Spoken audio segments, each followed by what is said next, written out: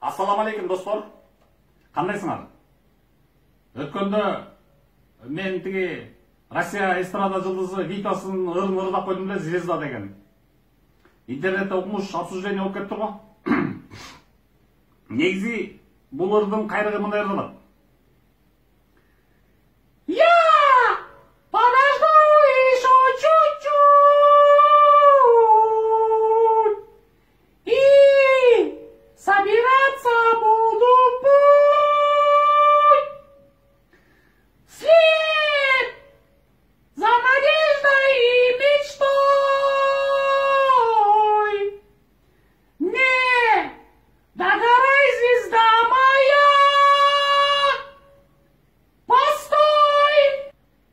Деп ырдалат кайрыгы припеви. Эми баягы орустар айткандай слова из песни не выкинешь деген сөздөр бар. Бул макалыбы же орустардын өздөрүнүн сөздөрү ушундай сөз бар. Анан ушунтип ырдап койгондо тиги мен өзүмдүн командам бар да, жардамчыларым, помощниктерим там команда бар. Анан ошолорду өзүм өткөндө айтпадым беле. Хейтерлердин эмесин окубайм таттакыр. Бир окуп көргөм, андан кийин окубай калам вообще. Комментарийлерди кимдер жазат? Бул ойлойм да баягы. Бактысыз, нереализованный, эчтеке жетишпей калган.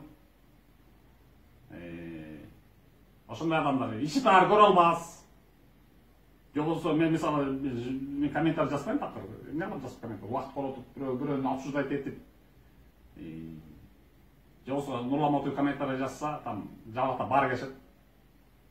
Антыктан мен вообще жазбайм, окубайм дагы. Анан өзүм ошо хейтерлер боюнча иштеген комментарий окуган бир 2-3 помощник бар, ошолор айтат. Албетте хейтерлер жабалактап кетти деп.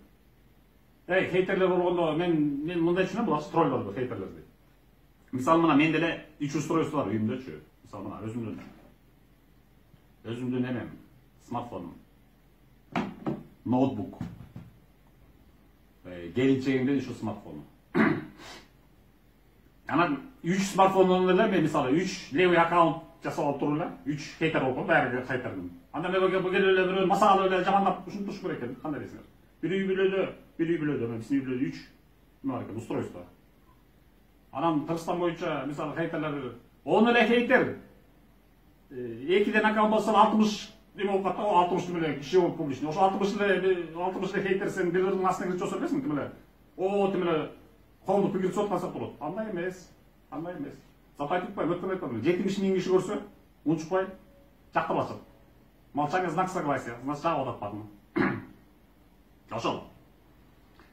Андан тышкары Витасын ойдун чыйлап ырдаган ар бириңердин колуңардан келбейт. Келсе Димаштын колунан келди. Бизде Нурчолпон деген кыз ырдап жүрөт, келгенин көргөм. Өткөн аркы мында жылдар бери солдат ырдаган чачтан. Попробовать этли, мүмкүн келет. Мүмкүн силер ырдап койсоңор, Витасын. Колуңарыңыз ырдагыла да, силер эмне эле сынаганын гана билесиңер. Ырдагыла, мен кой деп атам да. Ырдагыла, чыккыла, ырсына. Жүктөгүлө, өзгөрө ишенбейсиңер, коркосуңор, анткени билесиңер ырдай албасыңар, ошону жүктөбөйсүңөр. А мен уверен жүктөйм. Анткени мени даже композиторлор мына иштешкен чакырат, Доорон Жолошунда иштейт жакында. Жашкар тобунун сайысы болуп кетиши мүмкүн жакында, буюрса. Ошол жерде азыр адам кызуу переговордор жүрүп жатат, Доорон Жолошуу өсүп город Ошто жашайт экен. Анан айттым го, бул Витасынын ар кимдин колунан келе бербейт ырдашындай. Мындай чыйлаган ишке тондалуу ар кимдин колунан келе бербейт. Анан дагы баса, ырды музыкасынан калып кетти, алдыга осуп кетти. Аны кыйын экенсиңер, YouTube'дан ачкыла. Эми ошого акылыңар жетеби? Хотя бы YouTube'да ачып салсаңар акылыңар жетеби? YouTube'да ачкыла, Витасын тапкыла, 3 мүнөт 30 секунд ушундай эле. Мен ырдым деле ошондой, аны тойсаң ырдаган. Кайсы жерден жагадым салыштыргыла. Ушундай эле болот, өзүң салып көрчү. Витас. Просто у него, конечно, аппаратура хорошая, отличная. Ошо үчүн там гремит, а меники аппаратура пока, ничего, жакын студияда басат, ошондо көрөсүңөр. Ошондо баарын көрөсүңөр. Анан азыр болсо меникимде эмеде домашний музыкальный центр болот, ошол үчүн мындай эмелер мүмкүн музыка кошуп алып аткан чыгар. Анан ырдын тону, тональности, припеви, куплети, сөзү бүт түшүрүп атат, сарсып көрдү. Видеосын алып, мен каналга сарсып көрдү. Ана окшош баласын ушундай айттым. Ана май деп туруп, ошо разборщик болсуңар, разборщик кесим болсуң ушунча. Анан экинчиден биздин элдин бир бөлүгү бар. Элдин бир бөлүгү бар да, ошо мыскылдап сүйлөйт, какчыктап сүйлөйт, түз сүйлөбөйт эч качан. Ошого жараша тигине парламенттик бийлиги бар, тиги сүйлөгөн сөздөрү түшүнүксүз. Мисалы мен өткөндө айткам, Чыпалак деген бир шоумен бир бала чыгып алып, маасыланы койбоду, өзүнүн чеки жумуртка жуткан бир видеосу бар экен. Кийин ал түшүнүп калдым, анан чыгып алып эле бир эме жүрүп, чочуп кеттим, асманда чыгып бир Назар News Facebook'та сайтынан жазды го, Мотуевке жумуртка жутсам деп. Анан чочуп кетип, анан ошол мекага түзөкөн болду, түзөкөн мен айттым. Эмне бир себеп чыксам экен, көрсө ошондой видеосу бар экен, жумуртка жутуп аткан. Эми ал өзү жумуртка жутса, а мен эмнеге жутушум керек? Мен өзүмө жараша жооп бергем. Мен эмне жооп бердим билесиңер? Мен Чипого, Чыпалакка 28 сантиметр колбаса солдурам деп. Мына, мен имел вот эту колбасу только, вот это.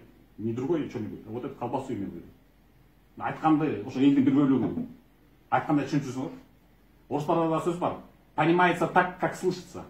Мен бир колбаса дедим да, же башка бир нерсени айттым. Превратно түшүнбөй жүрбөйсүңөр эч качан.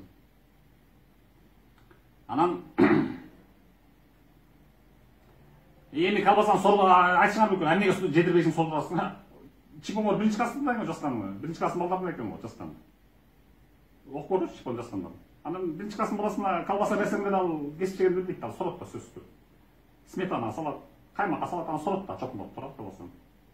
Ошону эме кылды.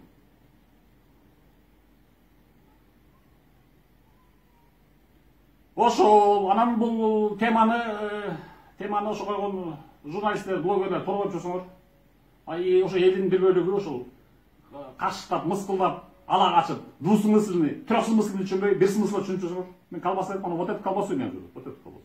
Түшүнүптүр да? Болуп турганда эки жолугушканга чейин